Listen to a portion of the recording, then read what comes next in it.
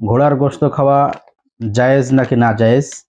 সাম্প্রতিক সময়ে আমাদের বাংলাদেশের গাজীপুর জেলায় দুইজন লোক, তারা আরব কান্ট্রির কোন এক দেশ থেকে এসে ঘোড়ার খামার তৈরি করেছে, ফার্ম তৈরি করেছে এবং বাণিজ্যিকভাবে তারা ঘোড়ার গোশত বিক্রয় শুরু করেছে এবং মানুষ ক্রয় করতেছে এবং খাইতেছে। তাদেরকে জিজ্ঞাসা করা হলে তারা বলল যে ঘোড়ার গোশত খাওয়া হালাল, সুতরাং কোনো সমস্যা নেই, আমরা আরবের কোন এক দেশে দেখে এসেছি যে তারা খায়, সুতরাং খাওয়াতে কোনো সমস্যা নেই।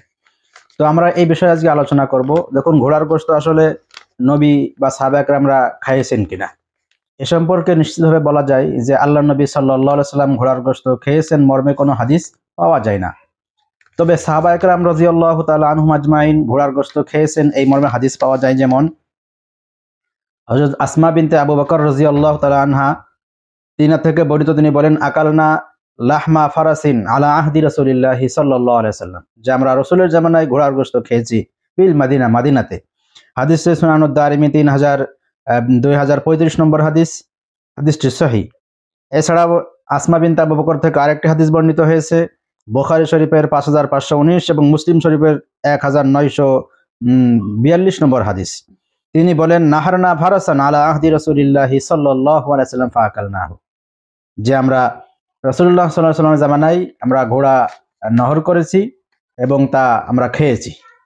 এ সম্পর্কে আরেকটি হাদিস পাওয়া যায় জাবির ইবনে আব্দুল্লাহ থেকে বর্ণিত, তিনি বলেন নাহা রাসূলুল্লাহ সাল্লাল্লাহু আলাইহি ওয়াসাল্লাম ইয়ামা খায়বারা আন লুহুমিল হুমরিল হালিয়াতি আজিনা ফি লুহুমিল খাইলি, যে আল্লাহ নবী সাল্লাল্লাহু আলাইহি ওয়াসাল্লাম খায়বারের দিন আমাদেরকে পালিত গাধার গোশত খাইতে নিষেধ করেছেন এবং ঘোড়ার গোশত খাইতে অনুমতি দিয়েছেন।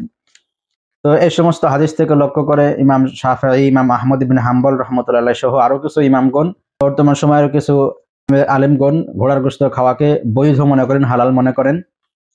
পক্ষান্তরে ইমাম আবু হানিফা রাহিমাহুল্লাহ, ইমাম মালিক রাহিমাহুল্লাহ এবং আরো কিছু ইমামগণ সহ বর্তমান সময়ের অনেক ইসলামিক স্কলারগণ ঘোড়ার গোশত খাওয়াকে মাকরুহ বলে থাকেন। তাদের দলিল কি?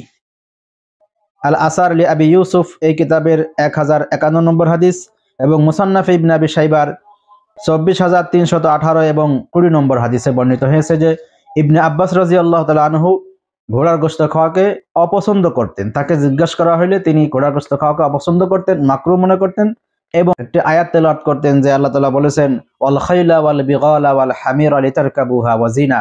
আয়াতের অর্থ হলো আল্লাহ তাআলা ঘোড়া, খচ্চর এবং গাধাকে তৈরি করেছেন যানবাহন হিসাবে, তাতে আরোহণ করার জন্য এবং এটা সৌন্দর্য জিনাত স্বরূপ। সুতরাং এখানে যদি আল্লাহ তাআলা ঘোড়াকে খাওয়ার উদ্দেশ্যেই সৃষ্টি করতেন তাহলে আল্লাহ তাআলা এখানে আরেকটি শব্দ উল্লেখ করতেন যে খাইলা ওয়াল বিগালা ওয়াল হামিরা লিতারকাবুহা ওয়া জিনা ওয়াল আকলি বা ওয়াত তাআমি ইত্যাদি এই শব্দ যোগ করতেন। আল্লাহ সেটা বলেন নাই। এর দ্বারা বোঝা যায় যে ঘোড়াকে গোশত খাওয়ার জন্য মূলত আল্লাহ সৃষ্টি করেন নাই। এই আয়াতটি তেলাওয়াত করে ইবনে আব্বাস রাদিয়াল্লাহু তাআলা ঘোড়ার গোশত খাওয়াকে অপছন্দ করতেন। এই হাদিস দুটি সহিহ।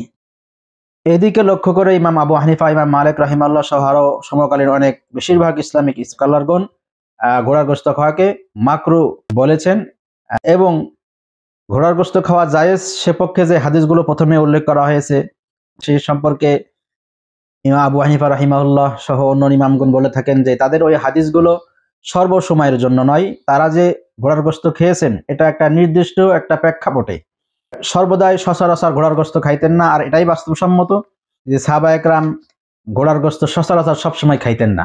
এমনকি বর্তমানেও সৌদি আরব সহ আরব কান্ট্রি যেখানেই হোক না কেন ঘোড়ার গোশত সচরাচর কেউই খায় না। ইমাম আবু হানিফা রাহিমাহুল্লাহ সহ অন্যান্য ইমামগণ যারা ঘোড়ার গোশত মাকরুহ হওয়ার পক্ষে তিনারা বলে থাকেন যে আসমা বিনতে আবু বকর যে হাদিসের কথা বলেছেন সেটি হলো একটা নির্দিষ্ট প্রেক্ষাপট তথা জিহাদের সফরে অথবা কোনো সফরে যেখানে খাদ্যের সংকট ছিল সেজন্য।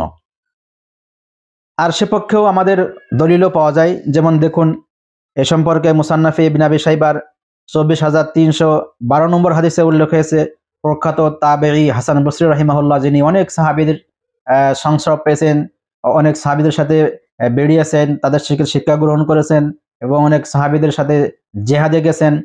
সেই হাসান বসরি তিনি বলেন কানা আসহাবু রাসূলিল্লাহি সাল্লাল্লাহু আলাইহি ওয়াসাল্লাম ইয়াকুলুনা লুহুমাল খাইলি ফি মাগাজিহিম, যে আল্লাহ নবীর সাহাবীরা ঘোড়ার গোশত খাইতেন জিহাদের সফরে। এরপরে সুনানুল কুবরা বাইহাকি এই কিতাবের 19,436 নম্বর হাদিসে বর্ণিত হয়েছে আন জাবির ইবনে আব্দুল্লাহ থেকে বর্ণিত, তিনি বলেন সাফারনা ইয়ানি মা রাসূলুল্লাহি সাল্লাল্লাহু আলাইহি সাল্লাম, যে আমরা আল্লাহর নবী সাল্লাল্লাহু আলাইহি সাল্লামের সাথে সফরে গিয়েছিলাম। ফাকুন্না নাআকুলু লুহুমাল খাইলি ওয়া নাশরাবু আলবানাহা, এবং আমরা সেই সফরে আমরা ঘোড়ার গোশত খাইতাম এবং তার দুধও পান করতাম।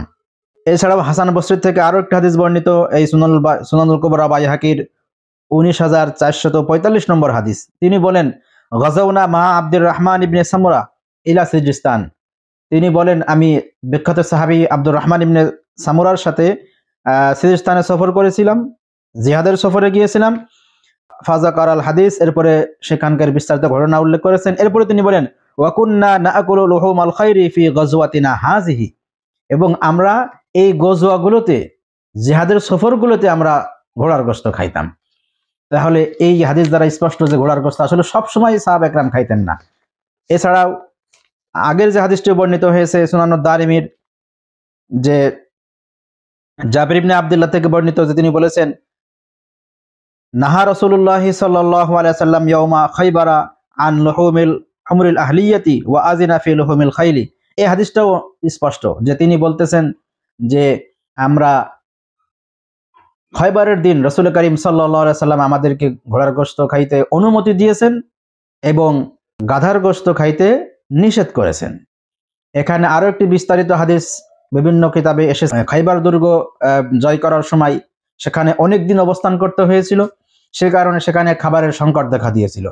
সে কারণে সাহাবা একরামদের এমন একটি মুহূর্ত চলে এসেছিল যে সাহাবা একরাম পালিত গাধার গোশত রান্না করা শুরু করেছেন, জবাই করে সেটা রান্না করা শুরু করেছিলেন এবং কি পাতিলে সেটা রান্না চলতেছিল, টকবক করে ফুটতেছিল। এমন অবস্থা আল্লাহ নবী সাল্লাল্লাহু আলাইহি সাল্লাম বললেন যে তোমরা এই গোশত ফেলিয়ে দাও। তখন সেই গাধার সমস্ত গোশত ফেলে দেওয়া হলো এবং সে সময় হাদিসের শব্দ হলো ওয়া রাখাসা ফি লুহুমিল খাইল। তখন নবী ঘোড়ার গোশতের ব্যাপারে রখসত দিলেন তথা অবকাশ দিলেন বা ছাড় দিলেন। তাহলে এই ঘোড়ার গোশত খাওয়ার খাইবারের যে হাদিসগুলো এসেছে সেখানে শব্দ হলো আজিনা অথবা রাখাসা, অনুমতি দিয়েছেন, আর কোন কোন হাদিসে এসেছে ছাড় দিয়েছেন। তাহলে অনুমতি বা ছাড় কোন সময় আসে? যে সময় আগে অনুমতি ছিল না অথবা ছাড় ছিল না, সেই সময় ছাড় কোনো প্রেক্ষাপটে ছাড় দেওয়া হলো, এই শব্দ বর্ণিত হয়েছে। সুতরাং এই হাদিসগুলো থেকে প্রমাণিত হয় স্পষ্ট যে আসলে ঘোড়ার গোশত সাহাবীরা যে খেয়েছেন সেটা হলো সাধারণ সচরাচর সময়ে নয়, বরং জেহাদের সফরে যেখানে খাবারের সংকট দেখা দিয়েছিল সেই মুহূর্তগুলোতে।